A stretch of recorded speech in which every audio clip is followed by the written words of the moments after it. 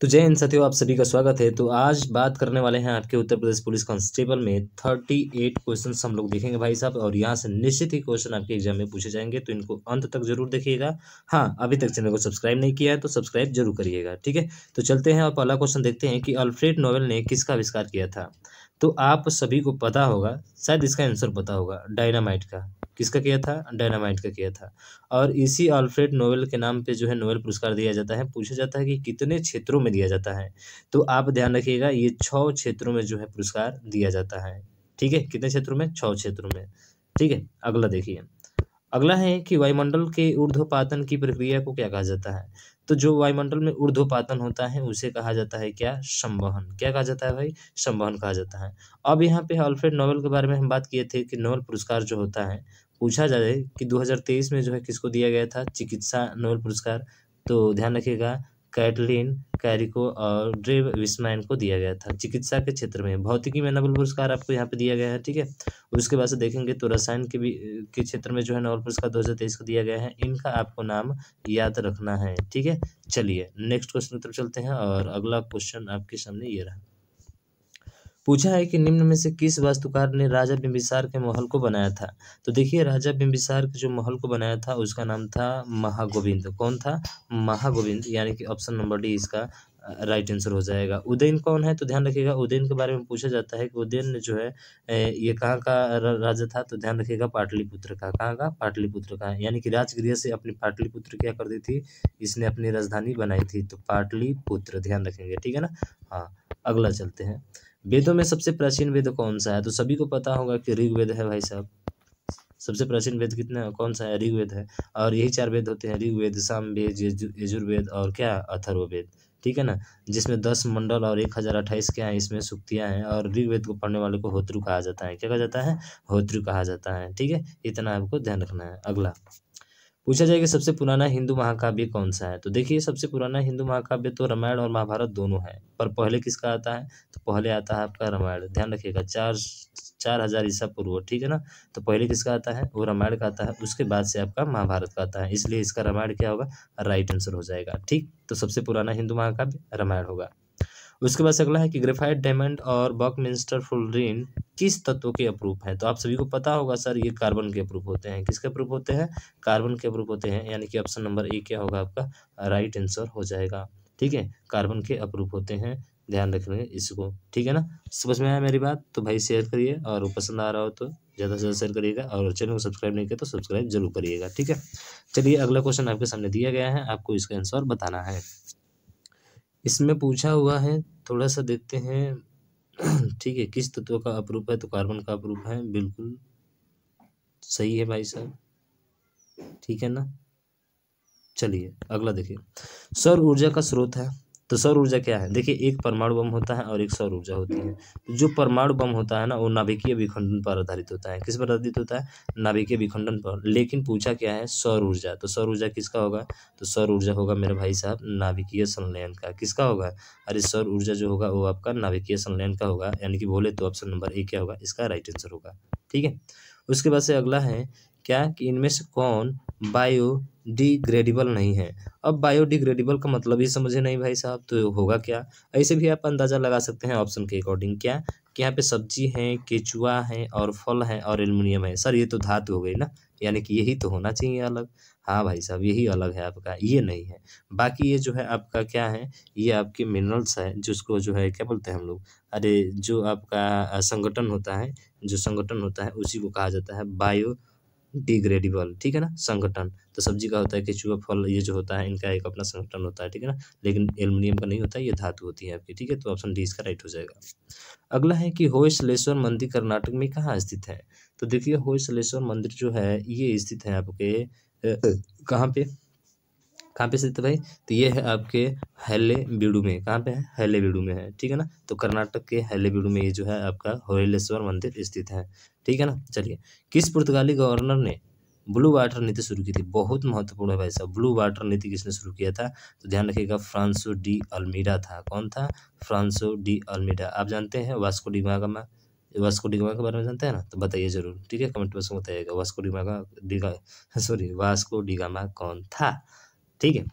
1875 में जो है मोहम्मदन एंग्लो ओरिएंटल कॉलेज कहाँ स्थापित किया गया था? 1875 में मोहम्मदन एंग्लो ओरिएंटल कॉलेज कहाँ स्थापित किया गया था? तो ये स्थापित किया गया था आपका अलीगढ़। कहाँ पे ये स्थापित किया गया था? अलीगढ़ में। ठीक है। अगला, मथुरा कला विद्यालय काल के दौरान अपने शीर्ष पर था किस समय? ध्यान रखिएगा, कुषाण के समय जो है ये मथुरा कला विद्यालय जो था ये प्रथम पे था। ठीक है ना, शीर्ष पे था।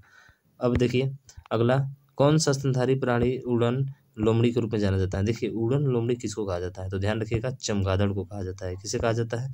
चमगादड़ को कहा जाता है उड़न लोमड़ी। ठीक है ना, ऑप्शन बी इसका राइट हो जाएगा। अगला, निम्नलिखित में से कौन विटामिन को मानव शरीर में संश्लेषित किया जा सकता है? तो देखिए मानव शरीर में संश्लेषित करने का विटामिन जो है ना वो आपका विटामिन सी है। क्या है मेरे भाई? विटामिन सी है। और विटामिन सी का विटामिन सी नहीं है मेरे भाई, विटामिन सी नहीं है, विटामिन B3 है। क्या है? अगर ये ज़्यादा मात्रा में लेंगे तो भाई सब अम्ल की मात्रा ज़्यादा हो जाएगी तो पेट में आपके दर्द और जलन क्या हो जाएगा? शुरू हो जाएगा। ठीक है, ऐसे तो मैं आपको सभी को बताऊंगा इसमें। ठीक है, विटामिन सी का जो रासायनिक नाम है वो स्कॉर्बिक अम्ल है। ये स्कॉर्बिक अम्ल है। और इसकी कमी से कौन सा रोग होता है? तो ध्यान रखिएगा, इसकी कमी से अंधेपन का प्रमुख कारण होता है। और मसूड़ों में खून आना, खूब पूछा जाता है, मसूड़ों में खून आना कौन सा होता है? विटामिन सी होता है। और आंवले में जो है प्रचुर मात्रा में ये पाया जाता है। विटामिन ए की बात करें तो रतौंधी, आपने नाम सुना होगा, बहुत ही प्रसिद्ध है, रेटिनॉल इसका नाम है। ठीक है ना, यानी कि रतौंधी जिसको हम लोग जीरोप्थैल्मिया बोलते हैं, समझ रहे हैं ना? क्या बोला जाता है? जीरोप्थैल्मिया बोला जाता है, रेटिनॉल होता है। ठीक है ना, कमी से रोग जो है जीरोथैलेमिया होता है। और स्रोत बोले तो पीले फल, आम, पपीता खाइए, सब बहुत अच्छा रहेगा आपके लिए। विटामिन B3 का क्या नाम होता है? नियासिन होता है। क्या होता है? नियासिन होता है मेरे भाई। विटामिन बी का जो नाम होता है वो नियासिन होता है। ठीक है, इसका रासायनिक नाम। विटामिन ई का क्या होता है? टोकोफेराल होता है। विटामिन ई का क्या होता है? टोकोफेराल होता है। यानी कि जनन क्षमता में कमी आ जाती है विटामिन ई की कमी से। ध्यान रखिएगा, जनन क्षमता में कमी आना। ठीक है ना, बांझपन जिसको कहा जाता है। चलिए, कौन सा खनिज मांसपेशियों और तंत्रिका तंत्र को सक्रिय और नियंत्रित करता है? तो मांसपेशियों को, तंत्रिका तंत्र को सक्रिय और नियंत्रित करने का काम किसका होता है? जिंक, फास्फोरस, लोहा या फिर मैग्नीशियम। तो देखिए इसका जो राइट आंसर होगा कौन सा होगा? तो इसका राइट आंसर होगा मेरे भाई मैग्नीशियम। कौन होता है? मैग्नीशियम होता है। ठीक है, ध्यान रखिएगा, Mg। क्या होता है? Mg। अगला देखिए, सेबी, आपको पिछले वीडियो में हमने बताया था कि सेबी जो होता है security exchange board of India होता है। और security and exchange board of India, यानी कि ऑप्शन नंबर ए तो नहीं होगा, सिक्योरिटी होना चाहिए, इसमें भी नहीं है। तो security and exchange board of India, security ये नहीं होगा, यानी कि बोले तो ऑप्शन नंबर कौन सा होगा? सी आपका राइट आंसर होगा। ठीक है, 1992 में इसकी स्थापना हुई थी। और इसका हेडक्वार्टर पूछा जाता है तो इसका हेडक्वार्टर ध्यान रखिएगा मुंबई में है। ठीक है, अगला देखिए, एगमार्क क्या है?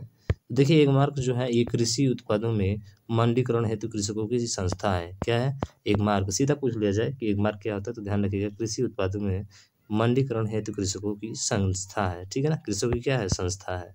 चलिए अगला, अगला है कि निम्नलिखित में से गेहूं की खेती के लिए कौन सी मिट्टी उचित है? तो गेहूं की खेती के लिए जो मिट्टी आती है इसका नाम है दोमट मिट्टी। कौन सी मिट्टी है? दोमट मिट्टी है। ऑप्शन डी इसका राइट हो जाएगा। अगला, कि यूगोस्लाविया की राजधानी क्या है? तो देखिए यूगोस्लाविया की राजधानी जो है वो आपकी बेलग्रेड है। बात करें पोलैंड की राजधानी तो पोलैंड की राजधानी आपकी वारसा होती है। क्या होती है? वारसा। नाइजीरिया का क्या होता है? बुडापेस्ट। हंगरी का बुडापेस्ट होता है। नाइजीरिया का क्या होता है? अबुजा होता है। नाइजीरिया का क्या होती है राजधानी? अबुजा। ठीक है, ध्यान रखना है आपको। समझ में आ रहा है ना मेरे भाई? बिल्कुल। अगला देखिए, डियागो गार्सिया कहाँ स्थित है? तो भाई साहब डियागो गार्सिया जो स्थित है ना वो आपके हिंद महासागर में है। कहाँ पे है? हिंद महासागर में है। ऑप्शन नंबर बी क्या होगा? राइट हो जाएगा। मुंडा भाषा समूह से संबंधित है। देखिए मुंडा भाषा जो समूह से संबंधित है वो है आपके ऑस्ट्रो एशियाई। लगभग 1 करोड़ लोग जो है इसे क्या करते हैं भाई साहब? बोलते हैं मुंडा भाषा। ठीक है ना, तो ध्यान रखना है। अगला है कि निम्न में से किस नदी का उद्गम भारत के बाहर है? तो उद्गम भारत के बाहर कौन सी ऐसी नदी है जिसका उद्गम भारत के बाहर है? तो वो है आपकी ब्रह्मपुत्र नदी। कौन सी है भाई साहब? ब्रह्मपुत्र नदी है। ठीक है ना, ध्यान रखना है, ब्रह्मपुत्र नदी है। चलिए अगला देखिए, अगला है कि आपातकाल के समय भारत के राष्ट्रपति कौन थे? आज जब आपातकाल एक बार लगा था तो उस समय PM कौन थी? इंदिरा गांधी थी। और एक मुस्लिम थे जिसका नाम था फारूक, क्या फखरू अली अहमद या मोहम्मद हिदायतुल्लाह? मुस्लिम ही थे, लेकिन ये तो दोनों नहीं होंगे भाई साहब। राष्ट्रपति इन्हीं में से कोई एक था, तो बताइए आप कौन सा हो सकता है मेरे भाई? तो ये थे आपके फखरुद्दीन अली अहमद। पहले ही हमने क्या कर दिया, आपको बता दिया था। 352 के अनुसार राष्ट्रीय आपातकाल 352। 352 से कहाँ तक है? 360 तक है कि 362? बताइए। 352 से 360 तक है, ठीक है ना। भारत में बहादुरी का सर्वोच्च पुरस्कार निम्नलिखित में से कौन सा है? तो आप सभी को पता है सर, परमवीर चक्र है। कौन सा है? परमवीर चक्र है, ठीक। उसके बाद से सीरिया की राजधानी क्या है? तो देखिए सीरिया की राजधानी जो है वो है आपकी दमिश्क। बाकी और तो कोई महत्वपूर्ण नहीं है, तो ध्यान रखिएगा सीरिया की राजधानी दमिश्क है। माई पैसेज फ्रॉम इंडिया, देखिए ये है इस्माइल मर्चेंट। कौन है भाई साहब? माई पैसेज फ्रॉम इंडिया, मिसाइल मर्चेंट इसके लेखक हैं, ठीक है। अगला, नई दिल्ली में पहली बार संविधान सभा की बैठक हुई थी। नई दिल्ली में संविधान सभा की पहली बैठक हुई थी, तो आपको पता है 9 दिसंबर 1946 को जो पहली बैठक हुई थी, और जिसमें अस्थायी अध्यक्ष के रूप में डॉक्टर सचिदानंद को चुना गया था। आचार्य कृपलानी ने इनके नाम का प्रस्ताव रखा था, ठीक है, ध्यान रखना। भारतीय संविधान की भारतीय गणराज्य की आधिकारिक भाषाओं की सूची प्रदान करता है। देखिए सूची क्या, भारतीय संविधान की भारतीय गणराज्य की आधिकारिक भाषाओं यानी कि वो कौन सी है? तो आपकी 8वीं अनुसूची है। कैसे याद रखेंगे? लैंग्वेज, LANGUAGE, ठीक है। अच्छा ये क्या पूछा है? इसमें पूछा है अनुसूची पूछा है ना, सॉरी। अगर भाग पूछता है तो भाग 8 में है भाषा का उल्लेख। किस में भाई साहब? भाग 8 में है, ठीक है ना। तो अब यदि यहाँ से पूछा जाए तो ध्यान रखिए, जो भाषा है उसका उल्लेख किस में है? ये जो है ठीक है, याद आ गया भाई साहब, ठीक है, 8वीं अनुसूची में है। हाँ, इसको लैंग्वेज से याद रखिएगा, क्योंकि लैंग्वेज में कितने शब्द होते हैं? 8, तो 8वीं अनुसूची में है आपकी, ठीक है।